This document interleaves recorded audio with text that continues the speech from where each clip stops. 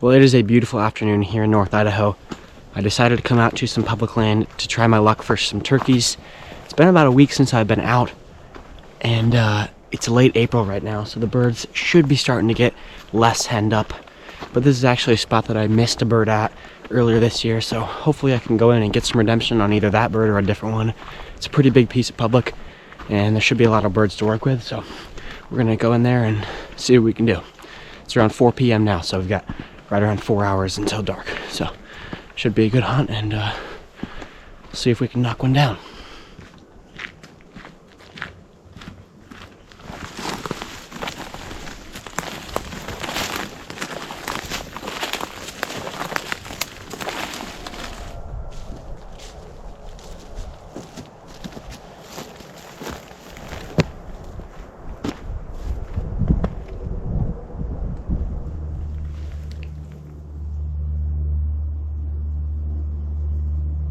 Got into my kind of listening staging spot.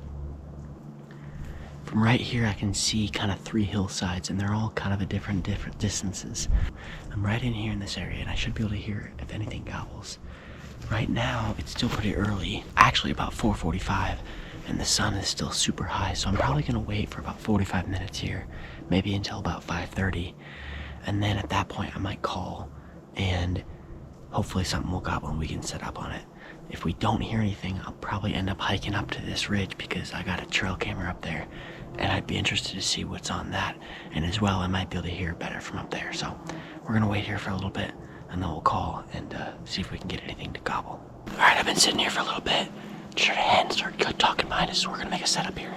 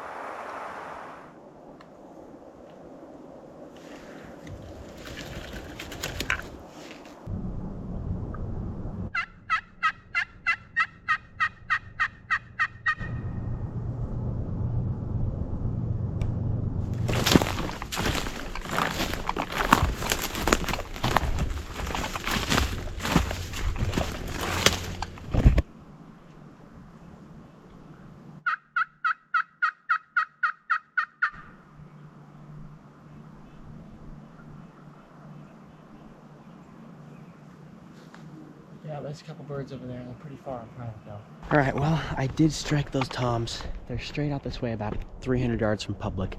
So I guess I'm just gonna go and sit up kind of on the edge of the public over there and see if they're gonna be willing to play. They might want to head that way anyways to roost, so maybe we'll get lucky and they'll head in. But yeah, we're gonna head over there. It's not gonna do any good to stay here, so I would either leave to go find another spot and try to find other birds, or set up on these. So I think I'm just gonna kind of snake my way back, maybe wait a little bit on them, and then if they're not gonna play, then we'll go find some other birds.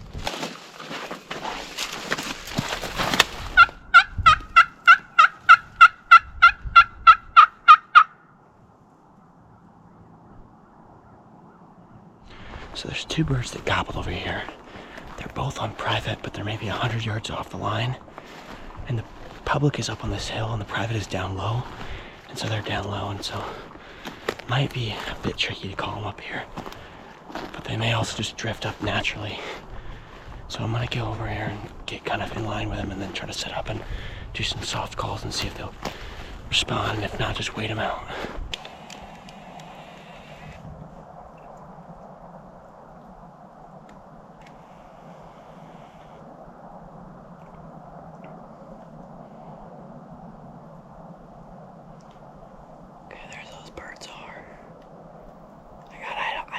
On those birds, there's at least 2 strutters.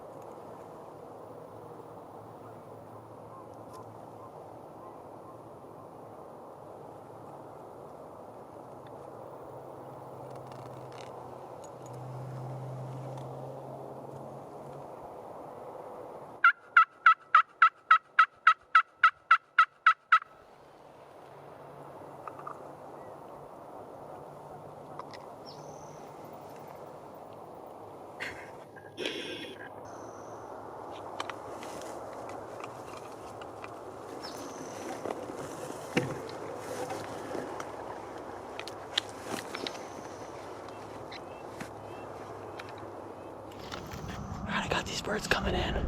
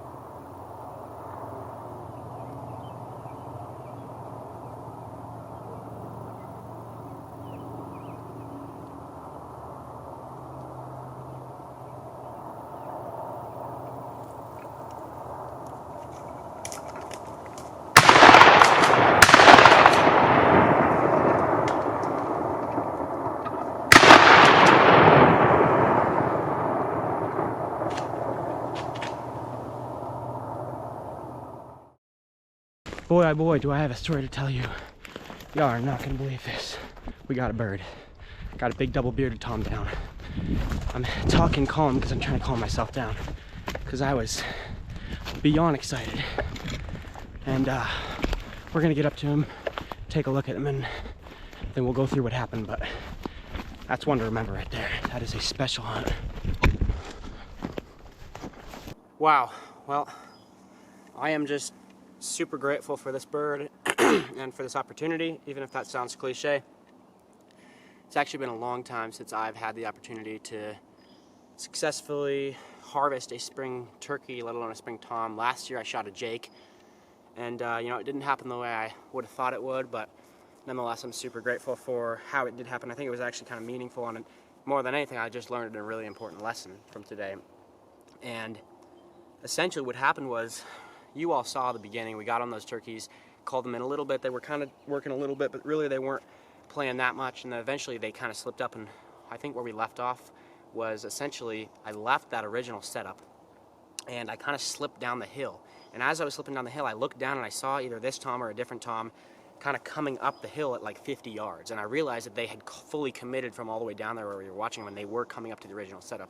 In hindsight I should have just stayed in the original setup, but you know, oftentimes turkey hunters, including myself, get impatient, and that was a classic example of that. And so I kind of just hunkered down next to the tree I was in. The two toms kept coming. I think it was this tom and one other, and they came all the way into probably 30 yards. And the reason I didn't shoot is because they were behind brush. Once they got to about 20 yards, they would have not been in front of brush. So I was just waiting and waiting for them to get clear to shoot, but they never cleared. And so then they turned to the right. And then they kind of went around, and that's when I reset up at that new tree facing, you know, I guess that would have been this way. And at that point I called a little bit, but it was super close to fly up time, and I realized that they probably were just going to fly up unless I made a more aggressive move. So I decided to set the cameras up and kind of sneak forward, and that's exactly what I did. I snuck forward, and my plan was to just lift up and shoot, and so that's exactly what happened. This tom and one other were standing right there, and I originally wanted to fill both my tags. And so I shot once, I missed the birds, I shot again, I missed the birds again, and at that point I wasn't sure what was happening. In hindsight, I just was really excited, and I didn't take my time to actually settle my bead. My beads were just all over. So I kind of just shot at them, which tends to lead to misses. And then I shot again as they were going off at about 40 yards, and that was a miss as well. And so then I was in this predicament where I didn't have any more shells. That was my main lesson from this hunt, was you gotta bring more shells. I had only brought 3 shells, and I had 4 more in the car, but I didn't bring them. And so I decided, I was like, okay, well, what are you going to do? Are you either going to sit here and the hunt's over, or are you going to run back to the car as fast as you can, grab the other shells, and come back and maybe try to kill one? And so that's what I did. I was super tired at that point, but I pretty much just left everything where it was, sprinted back to the car, and got back to the car, got the other 4 shells, came back over here, and I saw one of the hens sitting on this hillside right here from down below, and I knew that's where they were, so I kind of circled up around, and I came up right through here. And then this tom was right in a group of 2 toms, and they were right here. And it was about 15 yards, and I just popped up. I remember, you know, you got to settle those beads, settled the beads, really took a deep breath there, calmed down, shot, and I rolled him for a shot. But this is a really beautiful tom.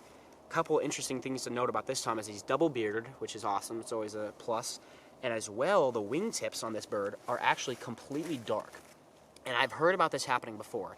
I'm not sure if it's because they have DNA in them from farm birds, or if they are lacking something in their diet, but this bird has completely dark tips, and there's no white in his feathers. So I think that's a really interesting, cool fact about this turkey, and I'm interested to see why that is. But either way, we got a tag field. I'm actually hearing more turkeys gobble out there, so that's great. And today is April 30th, and it's just a regular day, school day. Decided to come out and try some hunting, and we had one of the craziest hunts of our life. This hen is literally sitting right here. She's trying to yelp. You can hear her yelping right there. So, we are gonna soak this up. It's almost dark, but I'm gonna gather my things, and we're gonna make our way back to the car. But I really appreciate you guys watching. And here's a great spring, so do great, everybody out there. Alrighty.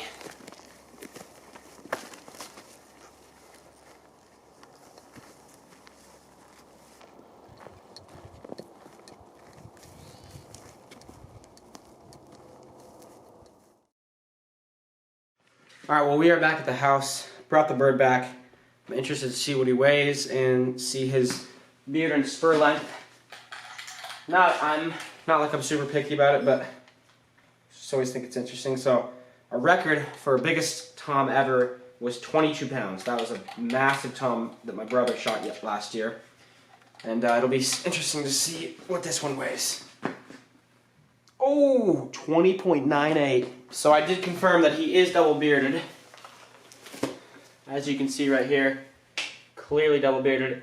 It's up for debate. It could be triple bearded. There is this kind of third little micro segment kind of coming off. And technically it does hang out, but it also could be considered as that. So definitely double bearded. But we're going to get a measurement. That is exactly 8.5.